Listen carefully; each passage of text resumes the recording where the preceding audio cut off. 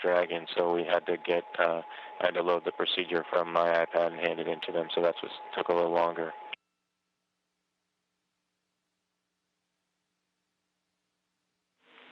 We copy, Chris.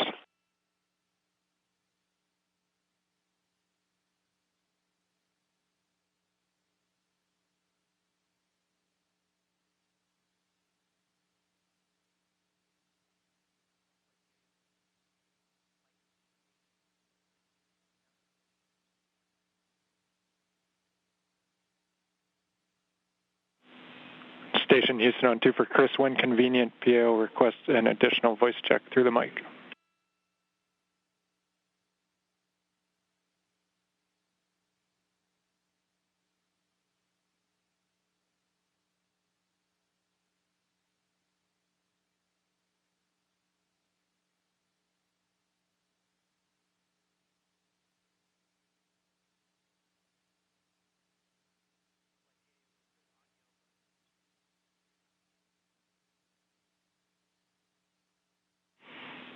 And Chris, we're not hearing you in MCC. We are apparently getting it through to PAO. Just stand by.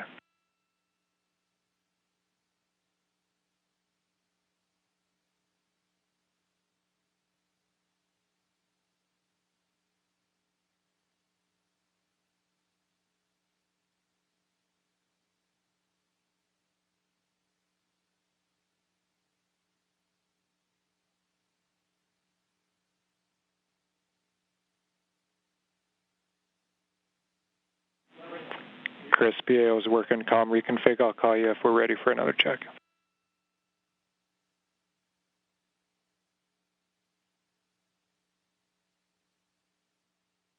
Houston and SpaceX Endeavour in 6.5 LIO cartridges sealed and installed. SpaceX copies.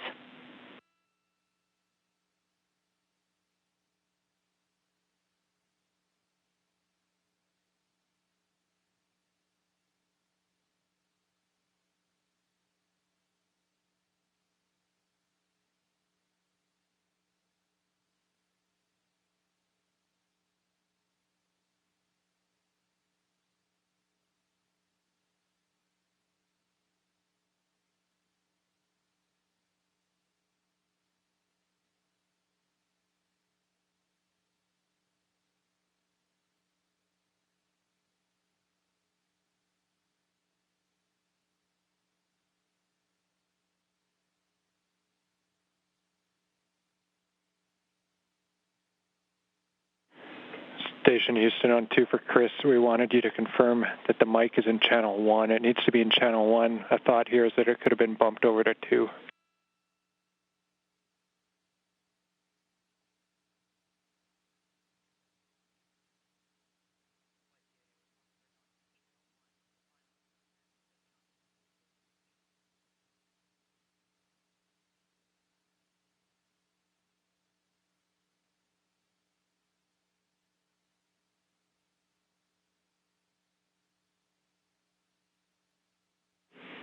And Chris, we see you trying. We're still not hearing you in MCC. We're working on it.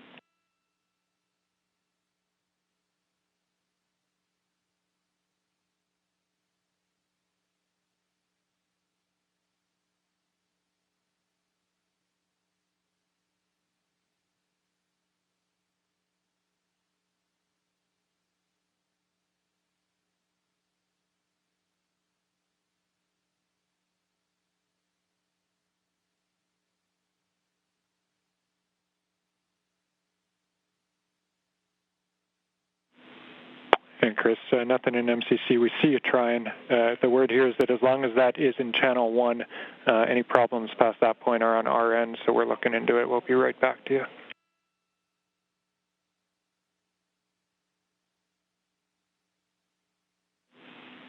Station Houston, we're ready for another voice check through the mic.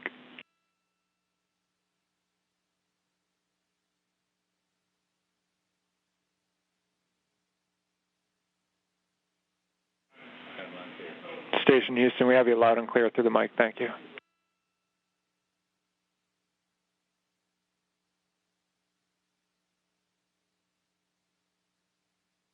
SpaceX Dragon on the big loop in 7.1. SpaceX here.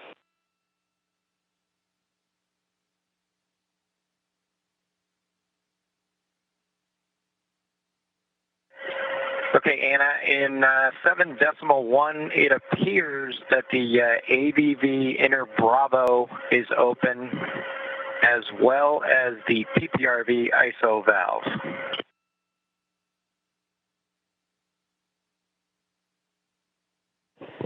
I copy that AVV inner Bravo appears to be open, as well as PPRV ISO valve.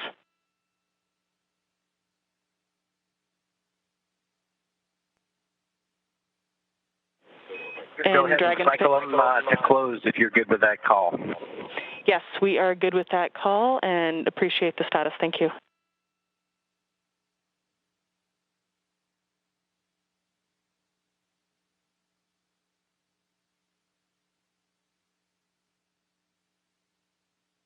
This is Mission Control Houston. If you're just tuning in, hatches were open at 12:02 p.m. Central Time. We are moments away from Bob Behnken and Doug Hurley entering the International Space Station.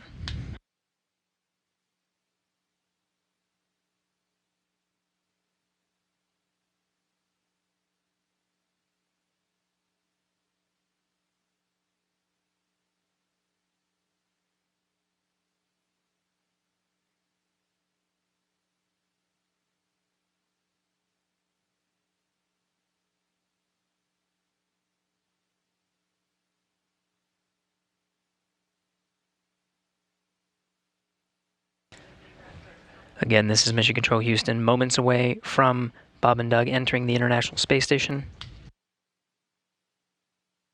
Shortly after they enter, we will conduct a welcome ceremony. There will be VIPs here in Mission Control Houston, Ficker 1. Looks like they're all closed visually now.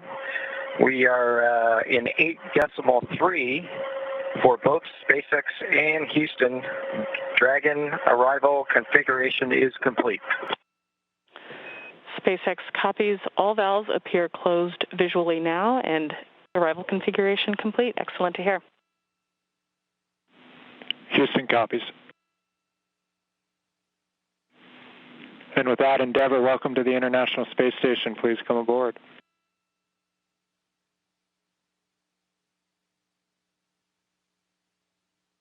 Endeavour copies with pleasure. We'll be there in a second.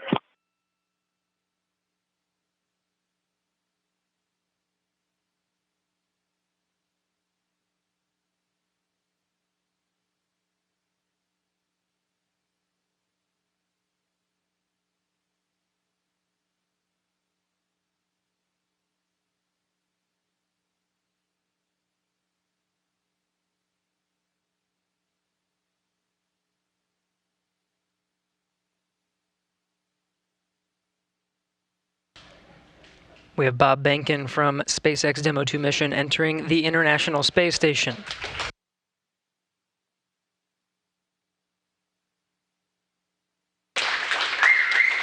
Followed by Doug Hurley.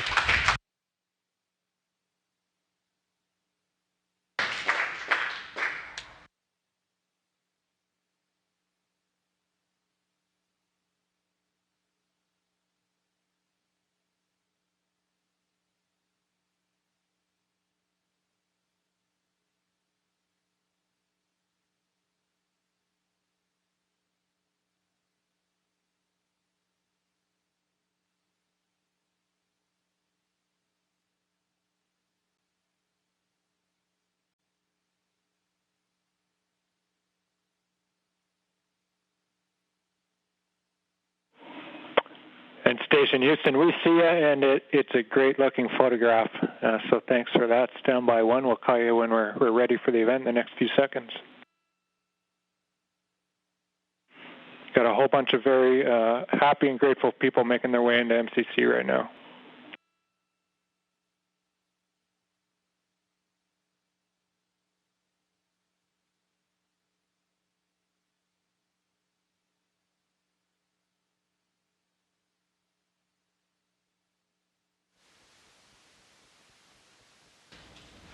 Demo-2 crew now aboard the International Space Station. They entered at 12:22 p.m. Central Time.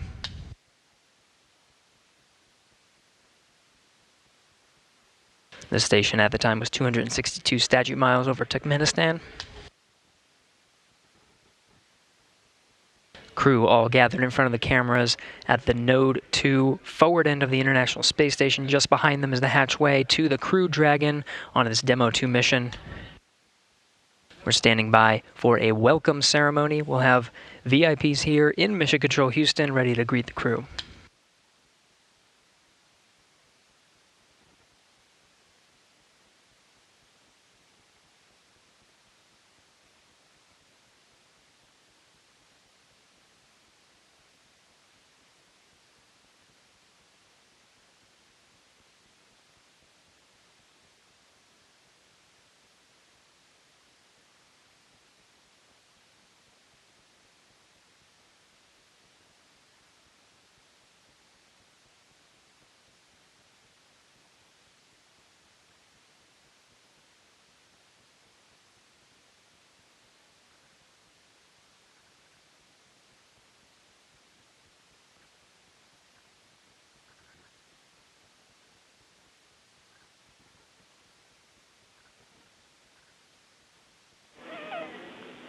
And station, we're just about ready. Stand by.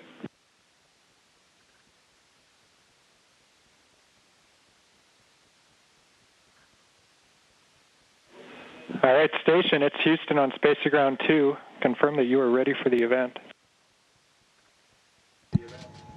Houston, this station, we are ready for the event.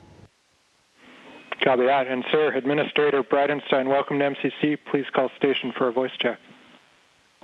Station, this is the NASA Administrator. Can you hear me? We hear you loud and clear, sir. Welcome to the space station. Thank you, Chris. It's good to see you. And welcome to Bob and Doug. I will tell you, the whole world saw this mission, and we are so proud of everything you have done for our country and, in fact, to inspire the world.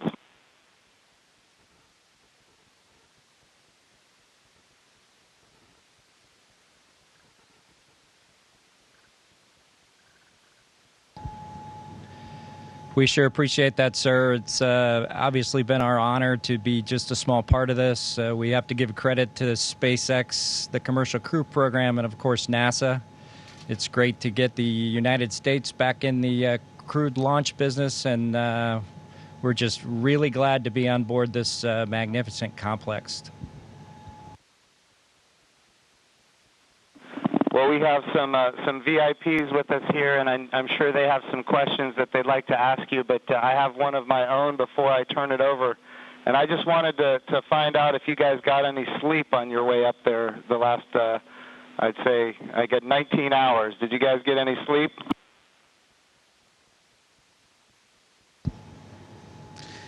Yeah, I think a lot of folks in Hawthorne were asking the same question, sir, but we did get probably a good 7 hours or so opportunity for sleep, and I did succeed at sleep, and Doug did as well. So the first night is always a little bit of a challenge, but the Dragon was a slick vehicle, and we had good airflow, and so we had a excellent evening, and just excited to be back in low Earth orbit again. Amazing. Well, one of the people that is here with us today is Senator Ted Cruz, and of course he's a huge advocate of America's space program, and he's been somebody who has helped us so much as we transition from one administration to the next administration. And the reason missions like this can have success is because of continuity of purpose. And Senator Ted Cruz was a leader on a bill called the the NASA Transition Authorization Act. And because of that, we have had a lot of political support, and we're very grateful for his leadership. Senator Cruz, would you like to say a few words? Well, congratulations, gentlemen. The eyes of the world are upon you, and everyone is proud of you. All of America is watching you, and today and yesterday represent big days. We're looking at a decade since we've had American astronauts launched on an American ship from American soil. And I can tell you, I sat with my wife and kids in our living room watching on TV yesterday, And I suspect we did what just about everyone watching did, including both of you, which is held our breath as it took off. And we're glad to see you've landed safely. We're glad to see you've docked. And so let me ask you, that Dragon is an amazing vehicle. How does she handle?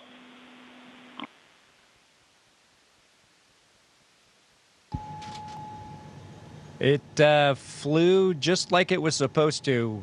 It was we had a couple opportunities to take it out for a spin, so to speak, once after we got into orbit last night, and again today about 20 minutes before we docked. And my compliments to the folks back at Hawthorne and SpaceX for how well it flew. It is exactly like the simulator, and we couldn't be happier about the performance of the vehicle. What do you guys hope to accomplish in your time on the International Space Station?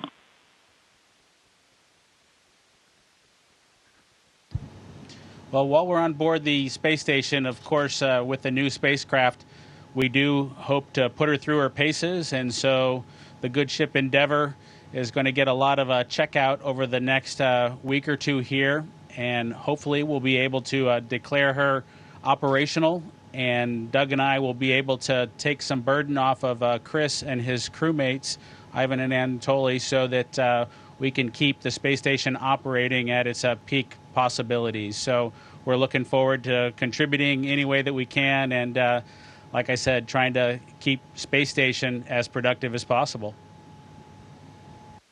As a country, we're in the midst of a tough week. We're seeing protests, we're seeing a lot of anger, we're seeing violence. And I have to say this launch and y'all's docking is a powerful inspiration of what we can do when we come together, of the power of unity, the power of ingenuity. And so I guess the last question I would ask you is since you have the opportunity to address, in particular, all the young people in America, what would you tell them in terms of what we can do when we can come together?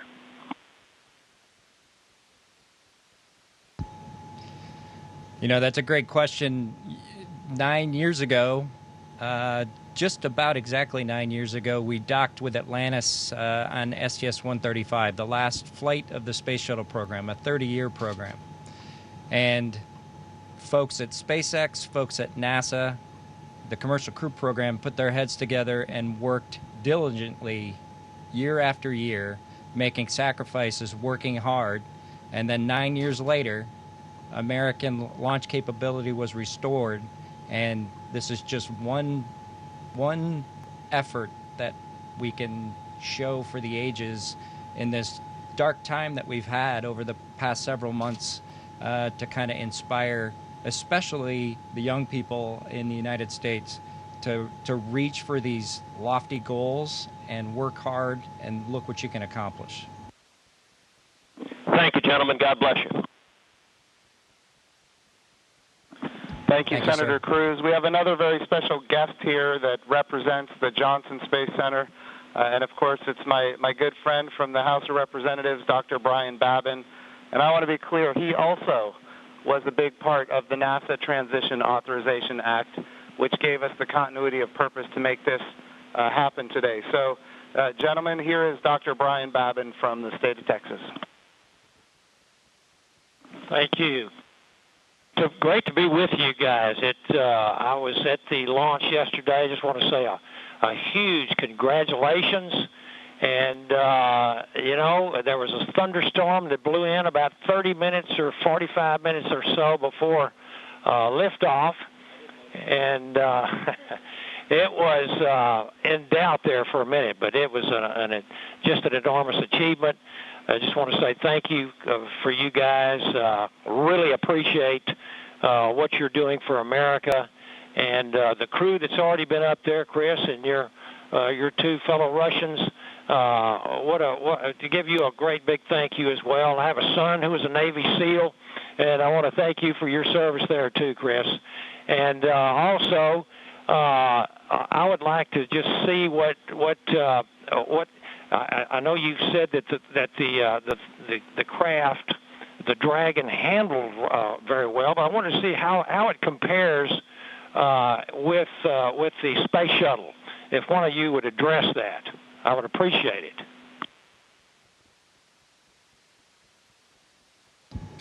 Well, thank you, sir. It certainly has been a long endeavor for us and our namesake spacecraft.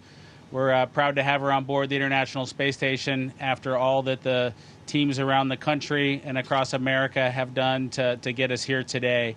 As far as a comparison with the space shuttle, both Doug and I took a few minutes while we were accomplishing the approach and docking to, in our spare time, talk a little bit about it. We were surprised a little bit at how smooth things were off the pad. The space shuttle is a pretty rough ride heading into orbit with the solid rocket boosters. And our expectation was, as we continued with the flight into second stage, that things would basically get a lot smoother than the space shuttle did. But Dragon was huffing and puffing all the way into orbit, and we were definitely driving or riding a Dragon all the way up. And so it was not quite the same ride, the smooth ride, as the space shuttle was up to MECO. A little bit less G's, but a little bit more alive is probably the best way I would describe it. Anything else, Doug? No? Sounds good. Bob, what is MECO?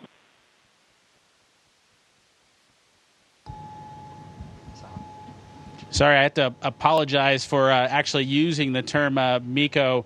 It's a little bit confusing between the space shuttle and the Dragon vehicle. So it's a main engine cutoff is what MECO stands for. Those happened at different times in flight for the two vehicles. For the space shuttle, that was when you were all the way in orbit. For Dragon, that was just a little bit after 2 minutes. And then we had the single engine cutoff for second stage when we achieved orbit. So that time under the single engine under Dragon with one engine was more of an experience than the shuttle was for that 6.5 minutes or so that we were under that second stage motor. Well, I would just like to say, in fact, Doug, did you have something you wanted to add there? I met your mother and father yesterday, Doug, and great folks. They're very, very proud of their son.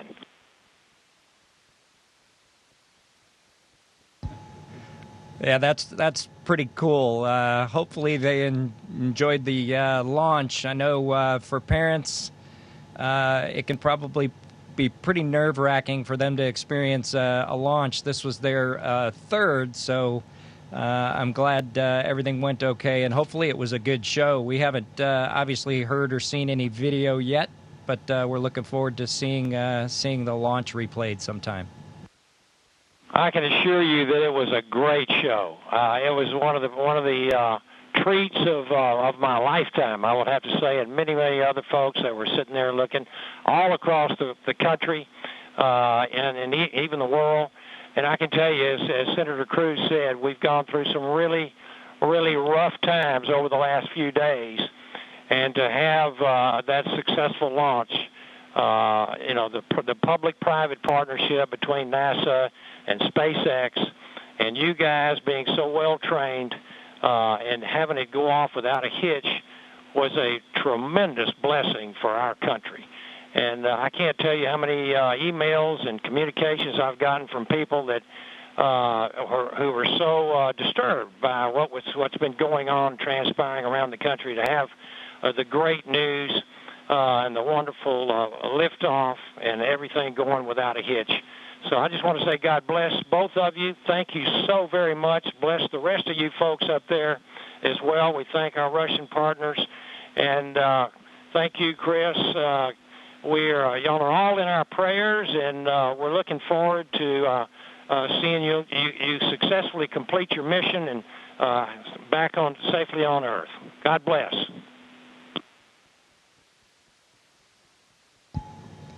Thank you very much. Yeah, and just so you guys are aware, the show was in fact spectacular. The ratings on NASA TV beat everyone else. Not just some of them, it beat all of them, and that includes, yeah, just so everybody is aware, the whole world saw this. It trended number one on Twitter. It was the number one thing talked about on social media in general. This was an amazing moment, and it represents a transition in how we do space flight from the United States of America. NASA is not going to purchase, own, and operate rockets and capsules the way we used to. We're going to partner with commercial industry for access to low Earth orbit, and those partnerships are going to enable our providers to get customers that are not NASA and drive down our costs. And we're going to have numerous providers that are competing on cost and innovation and safety. And we're going to have more access to low Earth orbit than ever before. And this business model, now that it's been proven on commercial resupply of the International Space Station, now commercial crew to the International Space Station, this model is going to apply, and I know Senator Cruz has this near and dear to him, when we go to the moon. And of course, when we go to the moon, it's going to be done because of the great people here at the Johnson Space Center and so many other centers across the United States of America. But when we go to the moon, we're going to land on the surface of the moon with commercial landers. And of course, we're very proud of the Commercial Lunar Payload Services Program being managed right here out of the Johnson Space Center as well, so that we can take small payloads to the surface of the moon. And all of this is leading up to an amazing day where we have humans living and working for long periods of time on the surface of the moon, but doing it with a purpose. And that purpose, of course, is to go to Mars. Humanity is going to explore more and be able to go further than ever before because of the public-private partnerships. We all know that if the government is creating the demand and the government is creating the supply, we will always be limited. But when we have partners that are interested in exploring commercially and doing the things that are necessary, to get capital investment, then we're all going to end up better. So I want to just say the whole world saw this. This is a new era in human space flight, and we are so grateful for the service of not just our 2 astronauts that embarked on this mission, but the 100,000 plus people that participate in it, in this mission, everything from the suppliers to the main contractors, to the NASA team, the SpaceX team. What an amazing day for our country and, in fact, for the world. I'm going to turn it over for a second to my deputy, Jim Morhard, who's been a great deputy at NASA.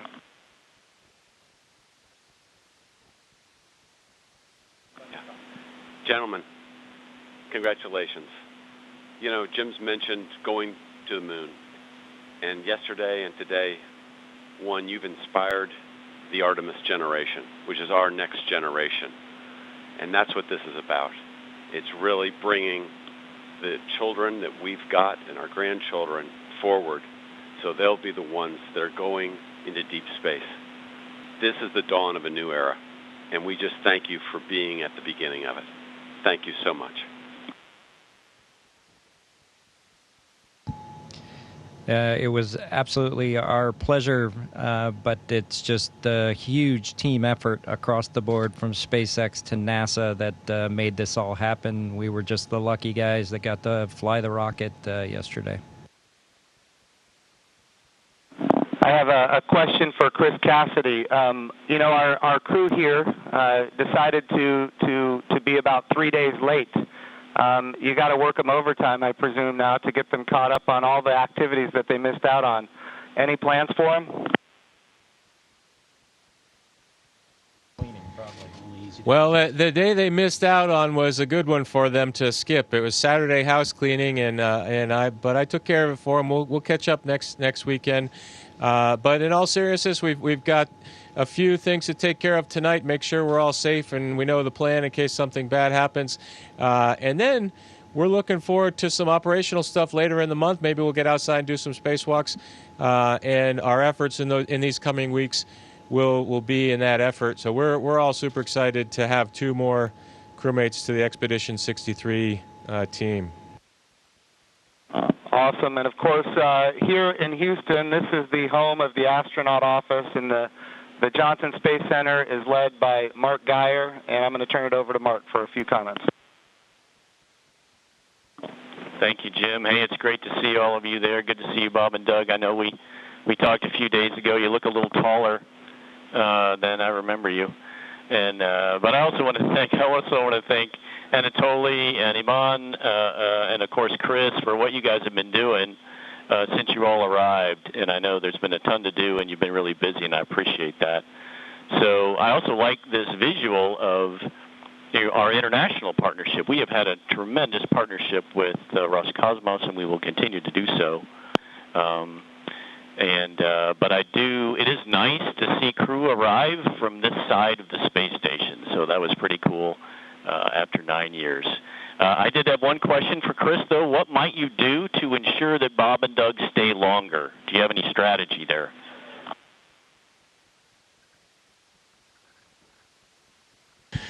Well, we'll slow down the rate of which I'm eating food, and maybe we can stretch out our consumables a little bit. But that's a great question. We'll have to come up with some conniving scheme here in the next few days. All right, thank you. Thanks, guys. Look forward to greeting the three of you eventually back in Ellington after your work is complete. Thank you. And, of course, Mark Geyer has an amazing deputy, Vanessa, Wyche, if you'd like to come and say a few words. Thank you, Jim. Hi, guys. You look really good. I just want to say on behalf of everybody here, we just want to thank you. It was an amazing launch, and we love seeing the docking. You guys all look really good. Just thank you for all that you're doing, and we can't wait for you to return, but not too soon. Station wants you to get a lot of work done, so looking forward to all of that. But thank you, and God bless. Thank you, Vanessa. We appreciate that. All right, we also have with us Steve Jerzik, who is the Associate Administrator for the agency. For people who don't know what that is, that, of course, is the Chief Operating Officer of the agency. But he also ran the flight readiness review for this mission. He did really an amazing job, and I can't say enough about his leadership at the agency. Steve, if you'd like to say a few words, ask a few questions. Hey guys, it is just great to see you all on the station. I can't tell you how my adrenaline shut down when you guys opened the hatch. I mean, I've just been on edge ever since yesterday, and the weather cleared. I can't tell you how great it's been to see you on station. It has been a team effort. I felt like the last 2 years I've kind of been part of the team, working through issues, and it's been a heck of a year and a half with Demo-2 and the in-flight abort test, and working through issues like parachutes and the escape system. And I just could not be more proud of the team for getting to this point. It's amazing, and you obviously have been part of that. I really appreciate you all showing up in Washington, D.C. at our reviews, and because the last thing we do at those reviews is look at you all, because you guys are the risk takers, and make sure you're okay with where we are and where we're headed. So I really appreciate that. I really appreciate your active participation in that. And I could not be more, like I said, more proud of the team, and congratulations. And it is awesome to see you guys on station.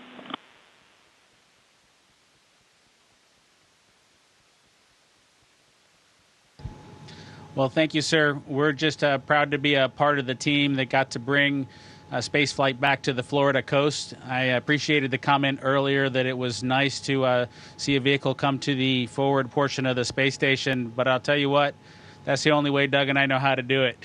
So thanks to the team for providing it to happen our way. We appreciate that. Well, Bob and Doug, just so you're aware, I'm being given the wrap signal. Doug, did you have something to say before we wrap it up here? Oh, no, sir. We're just happy to be here, and Chris is going to put us to work, and hopefully we will fit in and not mess too many things up.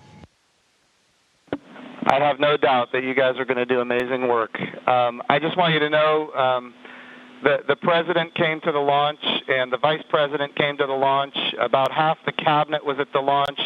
We had members of Congress and members of the Senate from both sides of the aisle. And this was an amazing moment of unity for the nation. It was an amazing moment for the whole world to look up in the midst of the coronavirus pandemic and some other challenges.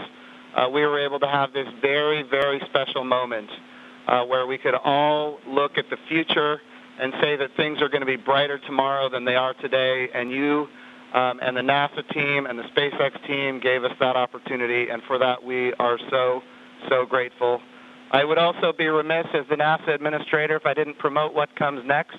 And of course, this is the beginning. We are now launching to low Earth orbit again, but we will soon be going to the moon. We will be going to the moon sustainably with commercial partners and international partners. We're going to use the resources of the moon to learn how to live and work for long periods of time. Ultimately, we're going to take all of that knowledge and we're going to go to Mars. And of course, this time when we go to the moon, we go with a very diverse, highly qualified astronaut corps that includes women, which is why we call the program Artemis, named after the twin sister of Apollo, and she, in Greek mythology, was the goddess of the moon. This is the beginning. There is so much more to come, and I'm glad that our representatives of the Johnson Space Center are here because we're going to be asking them to fund this project. And what an amazing day that you guys have given us.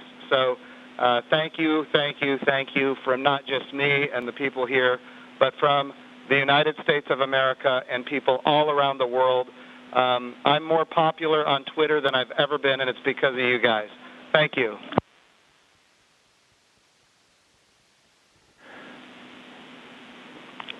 To the crew on the International Thank you to all Space of you. Station. Thank you very much.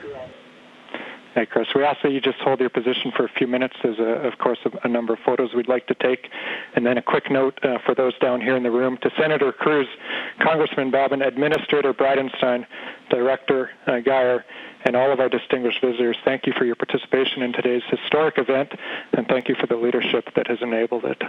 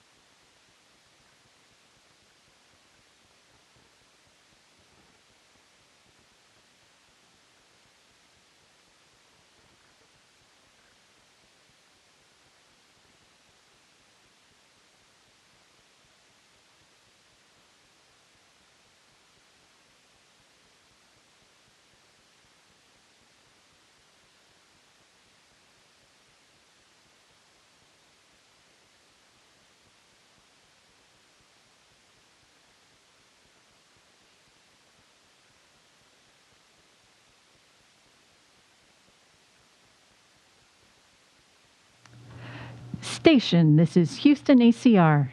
Thank you. That concludes our event as we count down to 20 continuous years of humans living and working on the International Space Station.